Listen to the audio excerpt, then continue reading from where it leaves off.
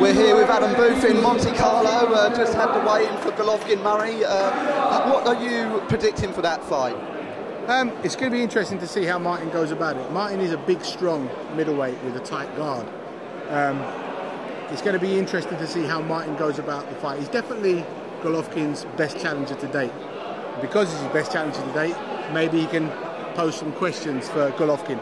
Nobody can bet against Golovkin with any amount of certainty because in the middleweight division he is the #1. But he just has to prove himself against guys like Martin Murray. So it's going to be a fascinating fight because Martin's a big, strong middleweight. And Golovkin, a great knockout ratio. How do you think he generates all that power? Genetic. He's got, his power and his strength comes from 20 generations before. You can't train that type of heavy-handedness. It's given. In terms of Martin, he's been in world title fights before. How does Golovkin differ to Sturm and Martinez? Two levels above. He's 2 levels above. Now, Martin's proved that he can beat Sturm and Martinez.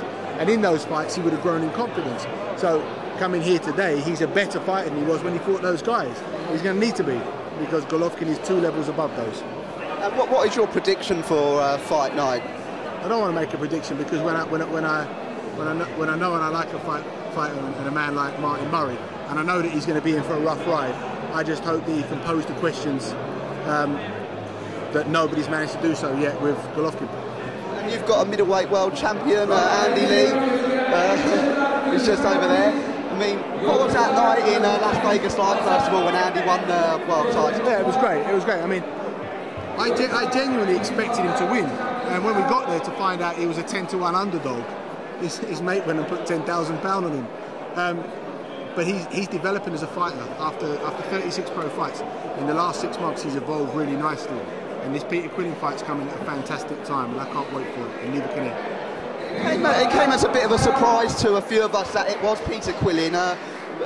Billy Joe Saunders became mandatory for that title after beating Chris Eubank Jr. Why do you think Billy Joe Saunders let Peter Quillin take that fight? Well, I think, having spoken to Frank Warren, I think that if we make that fight, Frank wants to make it as bigger event as possible. And an indoor arena doesn't give you that opportunity, whereas we know that we can go in Ireland with Andy with 36,000 at the stadium in Limerick. So it made sense, in a business sense, to do this fight. Andy wins this fight, and then we can talk about that one after. And what kind of challenge are you expecting from Peter Quillin?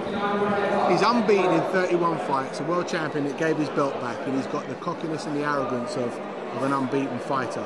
So I expect him to come with a lot of energy and a lot of belief, expecting to beat Andy, and Andy's got to break that out of him.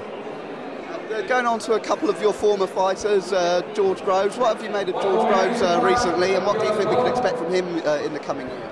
I don't know, if I'm honest. I haven't paid that much attention to it. I'm busy with Andy Lee and Ryan Burnett, Dion Juma and Richard Towers.